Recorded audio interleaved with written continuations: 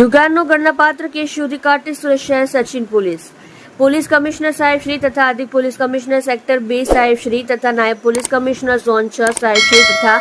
મદદનીશ police commissioner આઈ division સાહેબ નાઓએ રક્ષાબંધન તેમજ જન્માષ્ટમીના તહેવાર અનુસંધાને પ્રોહિબિશન જુગારની પ્રવૃત્તિ અટકાવવા તેમજ પ્રોહિબિશન જુગારના કેસો શોધી કાઢવા માટે આપેલ સૂચના અને માર્ગદર્શન આધારે પોલીસ ઇન્સ્પેક્ટર વીએન વાઘેલા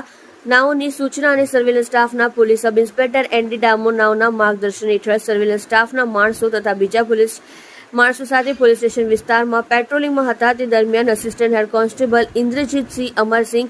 વનાર નાઓની બાતમી આધારે સચિન સ્લમ બોર્ડ મકાન નંબર E32ની બાજુમાં ઝાડ નીચે જાહેરમાં જુગાર રમતા આરોપી મોહન અપ્પા રાવ, રામેશ્વર અપન્ના રાવ, કમલાકર અશોક પાટીલ, લોકનાથ મધુસૂદન ગંગોત્રી, અશોક મંગીલાલ દેવડા, દિલેશ્વર મુરલીધર રાવ,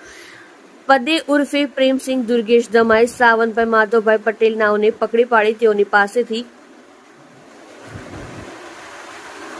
ઘા ઉપરના રોકડા રૂપિયા 1310 તથા અંક ઝડતીના રોકડા રૂપિયા 13,820 તથા ગંજીપાના નંગ 2 મળી કુલ્લે રોકડા રૂપિયા 15,130 તથા જુદી જુદી કંપનીના 8 મોબાઈલ ફોન જેની કિંમત રૂપિયા 41,500 મળી કુલ્લે રૂપિયા 56,630 ની મત્તાનો મુદ્દામાલ કબજે કરી સદર આરોપીઓ વિરુદ્ધ Sachin police station P part ગુજરાતનો બી પાર્ટ ગુના રજિસ્ટર નંબર